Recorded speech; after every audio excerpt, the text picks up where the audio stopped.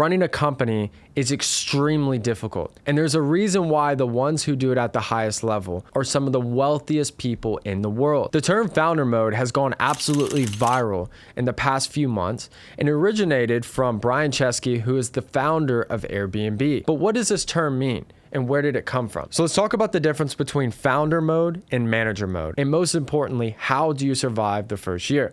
So Brian Chesky was given a speech at Y Combinator, which is a venture capital fund that is heavily founder focused. And in that specific room were some of the most successful founders that they had ever had. And one common denominator in all of these founders is they all had a similar problem. The problem was they got off the ground, they were successful, and then they were told by most venture capitalists, consultants, if they went to school and they had an MBA or they went and got their bachelor's degree, that the next thing that you do is you hire all of these managers and all of these corporate executives who aren't founders to run your business. And that's what you do next. And what was interesting is this: while everyone had told them to do this, everyone in the room had discovered that that had almost bankrupted or ruined their company. About a year ago, Facebook or Meta's stock had tanked. They met a couple wrong bets, and what he had realized is not only had the company gotten too big, but he didn't want to become a business where you just have managers managing managers managing managers. And this infinite level of delegation that just goes to the next person, next person, next person. You don't want the CEO delegating to the vice president, who's delegating to middle management, who's delegating to entry level sales, and who's delegating to the summer intern. And then suddenly you have all of the summer interns that are actually doing the meaningful work, which is fine. They're probably somewhat talented, but probably not as talented as a person who's been doing it for 10 years. You don't want to be in that mode. Now, is there a balance? How do you do it? And most importantly, how do you survive the first year? So let's talk about the difference between founder mode and manager mode. And there's 4 key differences between the two. Founder mode, they have personal investment. It's their baby. They love it. They would take a bullet. They would go live back at their mom's house. They'd live on a street corner for that business. And they also have extremely high financial stakes invested in the business. There's times Elon Musk discussed him, his brother, and investors. Elon Musk had no more money left and was living with his friends to keep Tesla afloat. They were one day away, and on Christmas Eve, they got the last funding round to keep Tesla alive during the financial crisis. That is a massive difference. Next is emotional investment. There is nothing more draining mentally, but also rewarding than building your own company. It feels like you have a child and you want it to survive and thrive. You are so emotionally invested. It doesn't matter if you're working 7-day weeks. It doesn't matter if you're working weekends. It doesn't matter if you're working all night 24/7. You want the baby to survive. Next thing is your more long-term focus. While short-term goals do matter, you have to keep the business growing. You're thinking in terms of 3, 5, 10, 20 years down the line where you could have this massive, tremendous success. Founders are going to be typically more open to risk, doing a change, going after a lofty goal, being okay to fail. You know, you hear Jeff Bezos talk and he goes, Amazon is one of the biggest startups in the world. They have so many different businesses that they had started within their organization and so many that have failed. When he talks about Prime was such a big risk, and financially it actually didn't make sense. But it was a monumental decision that likely helped take Amazon to $1 trillion valuation. The decisions that you make and the risks that you take are essential to grow. And that's why many times you'll see small startups or small businesses take out massive companies who are 10 or even 100 times bigger simply because they're willing to take risk. Next is manager mode. What do a manager-led company typically do different? Number one, they're more short-term or career advancement focused. Think about it. If you're a middle manager, a high-up manager, or a place CEO with lots of experience, while you obviously want to perform, you're heavily incentivized on quarterly earnings, on getting the short-term profit, on reaching a goal and getting a bonus or getting a short-term promotion. Because if the whole thing goes down, I mean, you don't want that, obviously, but could you go get another job? Yes. Is your well-being reliant on you working at this company? Probably not. The investment is a little bit different. The next thing is a lack of emotional connection. It's hard to be emotionally invested in something you did not create. And this was something that I had to look into and realize. Gary Vee actually said this, and I loved what he said. He said, you can't expect your employees to be as passionate and hardworking about your business as you are. Number one, they don't have the capital invested like you do. It's not their baby. And they're not going to have the return that maybe you would have as the founder. So there's going to be a huge difference in effort and focus compared to someone that's actually a founder. The next thing is they're going to typically prioritize being less risky because that hurts them. If you're a middle manager and you take this huge risk and it doesn't pay off, you're done, you're out, you're fired. You're going to be a little bit more calculated. And that's why you'll see these small startups come in and beat them. So let's talk about the 5 key areas and how you need to operate as a founder on your first 365 days to survive and, most importantly, become successful. CEO, you need to change the title to Chief Sales Officer. The biggest mistake that I see startup founders, people who want to start a company, or even someone that's in their first 6 to 12 months as a business owner, is they're worried about the bells and whistles. They're more concerned with looking good than actually being good. What's interesting, in our first year, we did incredible. Second year, third year, we did incredible. And the reason why is that our operation was so simple. I would always say that I run a 3rd grade level operational company, meaning someone could come in and within an hour know exactly the functionalities of the business, exactly where to go and how to operate and all the systems and policies. It was so simple that they weren't thinking about filling this out, doing this report, doing this. They were focusing on one thing: sales. Our first year and a half in business, we did not even have a CRM. All these MBA geniuses, notice how I say genius, would come in and go, well, why don't y'all have this? And then they would look at our sales and they'd go, whoa. I'd go, yes, CRMs and tech and all those cool things are important, but right now in year 1, it may help our business 5%, 8%. Hell, it may even drop it 5% because there's more things to do. But improving our sales, spending more on ads, hiring better sales reps, and improving our systems and training is going to make us grow hundreds and hundreds and hundreds of percents. That's why in the first 2 years, we grew almost 300%. We focused on sales. As the CEO, you do not need to be sitting at the desk overlooking the out of your cool corner office, which you probably won't have, thinking about how cool you are in your title. No, be involved in everything. You have to close deals. Money is the lifeline of the business. This is the same thing whether you have capital from a VC fund, whether you raise private money, or you're bootstrapping this thing off credit cards or the savings that you have. Make deals. This will help you grow and hire specialized talent to be able to build out those little finicky things like tech and the CRM and the operations and all the HR stuff. You need to make money. A business is getting strangers to pay you for stuff. That's what it is. It's not a cool logo. It's not a cool website. It's not all this cool random functional stuff in a ping pong table. It's getting people to pay you. Can you do this well? Number 2, as a founder in that first year, you have to be obsessed with spending the most time on high output tasks, meaning things that you are incredible at that cause your business to grow. Let me give you an example.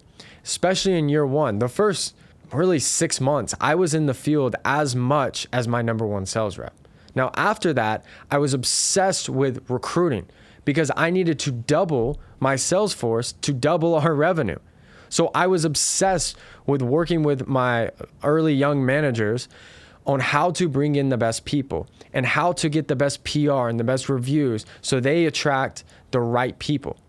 I was also obsessed early on in that first 6 months. I knew that I was the highest level salesperson in the organization and I was the best trainer.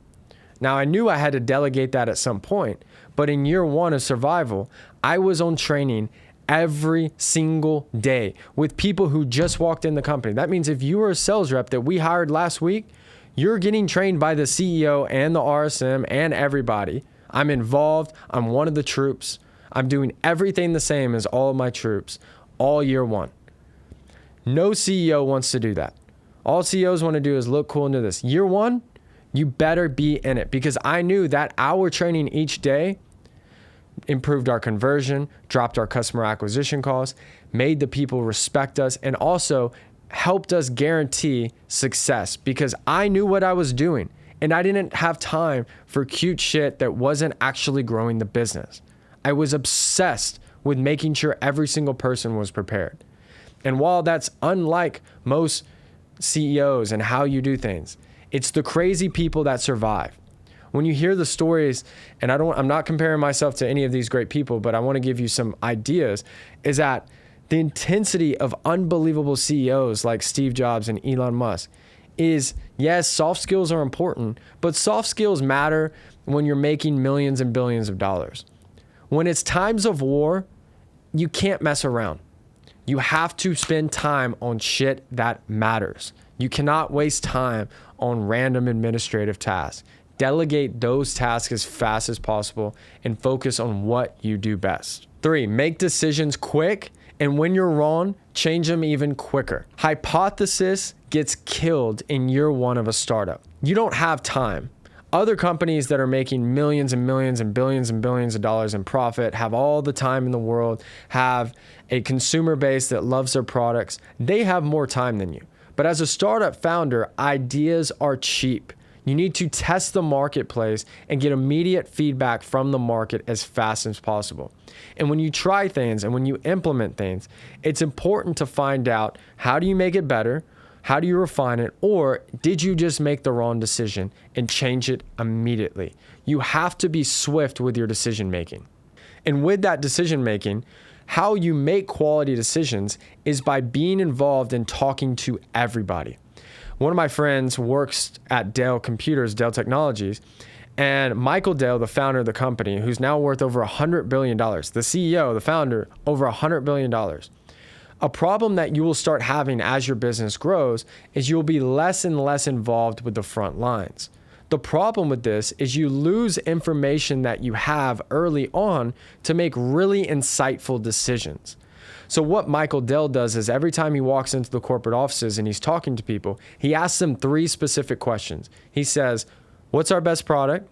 What's the dumbest thing that we do? And what's our worst product? Think about how much information and insight he gets if he talks to 1,000 people who are only focused on talking to consumers. They have a way better insight on the market than Michael Dell does, so he needs that information so he can focus on the future and the vision of Dell Technologies. You have to talk to your people. And if your people are afraid to tell you things, including that you may be wrong or what you're doing is wrong, then you will lose the insights necessary to not only be successful, but to survive that first year in business. And this is even more important if you're doing a new product or a niche industry that no one's really modeled before. 4 is it's important that you hire people early on that know what type of roller coaster they're getting on. This isn't a lovely boat ride where we're looking at the mountains or the ocean and it's so amazing and we all play ping pong together. And then after we go and we get drinks together and we talk about families and we make each other feel good. You can do that stuff when you make money. Right now, you got to stay in business. So when you're bringing people on, it's important that they understand what that is going to be like. A mechanism that I use, especially with sales early on in a startup environment, is I set expectations of the risk and the reward. We go down the line of all of the bad downsides of working with us. It sounds crazy. Why would I do this? They're not going to want to work with you. That's the point. You want people to shy away and not work so you can save 30, 60, 90, 120 days of you or your manager or your trainers or your other team members' time with people who weren't meant to be in the company. We talk about the long hours. We talk about rejection. We talk about good days, bad days. And we make sure that they can handle that. And they're open to that. Some people love that. Other people don't. You want to figure that out as much as possible. But I'm not telling you guys to be all negative. You also got to paint the vision in the, let me say that one more time.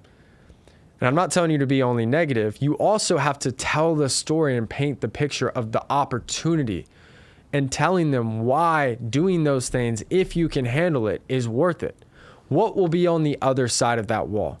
When you're smashing through that concrete wall, you're trying to scale it, what is on the other side?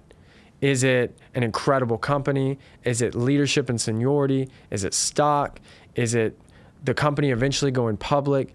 Is it changing the world or doing something that's going to impact hundreds and hundreds and hundreds or even thousands or millions of people? What is on the other side of that adversity? And a lot of it is setting those proper expectations and making sure that you're around people who know that you are in a wartime environment. Year one is almost always like this for any single company, and your people have to be able to handle this. The reason why this is so important is because if you hire all these corporate people that are used to drinking smoothies, videoing their day, going on nice walks, playing ping pong, doing all these things, they're probably not going to make it. A startup environment is made for people who can handle it and love risk, but they also love high reward. Number 5, managing expectations. As a first-year business owner, consistently managing expectations not only with your employees, but also your customers is essential. Let's even look at it from a customer standpoint. If you're doing something new, there's going to be problems. So what we found early on is because there were so many different systems and things that we were ironing out, when we were actually closing the customer, after we've got it, we closed the finance documents, we got the contract signed, we actually created an expectation sheet of everything that we talked about, because we know that they're going to forget things within an hour. But also we talked about every potential thing that could go wrong and what process will follow if it does and how to handle it. Because if it's a new situation, we also have to prep the customer, because if our customers don't like us, no matter how hard we work, we're not going to grow. So we'd set those expectations. Also, we discussed just earlier that setting those expectations when hiring, but that doesn't mean you're good. You have to remind your people of what to expect and why it's difficult, and is the reward worth it? And constantly reminding them those things. I had this aha moment in a lot of my employees is the first year of our business, we did unbelievable, but we had a quick downturn going into December of that first year into February, which is the low season for my specific industry, for that specific business. And my God, it was tough. I went 150 grand in negative cash flow. I've talked about this on my podcast. I'm sure you guys can find it. We did all these different things. I dig out of that hole, and oh my God, our excitement, our morale, people were quitting. I was having to fire people. And we went from like 15-ish people within the company down to like 7 or 8. It felt like you were going to a ICU or hospital or a funeral every single day for like a couple of weeks. It just felt horrible. And I vowed, number 1, to never experience that feeling again, which we learned from. But what I told them is I started prepping them, and I said, hey, do you remember when I told you guys that winter was going to be difficult? That if you called 100 people a day, you were probably going to have to call 300. That if you got rejected X amount of times per week, it was probably going to be 5 times that. But if you did these right things, you would be successful. And they're like, yeah, I remember that. Because they weren't focusing on what I told them. They were focusing on how they were feeling, which is understandable. And I looked at them and I said, this is what this feels like. And they're like, damn. It was a realization for them. And I said, but you guys have made it through. And because of that, not only are you better, but you're going to have the absolute best year and best quarter that you have ever had. Likely many of you breaking sales records. They had become tougher. They just had to realize that. And they went through the storm and they made it through. And then a lot of those people ended up being just unbelievably successful and breaking records and making more money than they've ever made before. That happened because of consistently reminding them of those expectations and being with them through those difficult times. Your people need to know, 1, that you're human, but 2, that you have empathy for what they go through and what they face. Now, it's important that when I tell you guys about founder mode and how difficult that first year is, that this is not a 5-year plan. You can't always be in war. You have to be sometimes a wartime CEO. Other times you have to be a peacetime CEO or a peacetime leader. But it's important that your drive early on is pushing and forging a new path and building momentum from something that didn't exist. And you have to be tenacious. And it feels horrible, but it is worth it. And if you can do this, your life, your people's lives, and potentially even your employees' lives will be changed forever. So I hope you guys enjoyed this video. If you guys love this content, make sure to like and subscribe and drop a comment below. And then I'll see you guys soon. Thank you guys.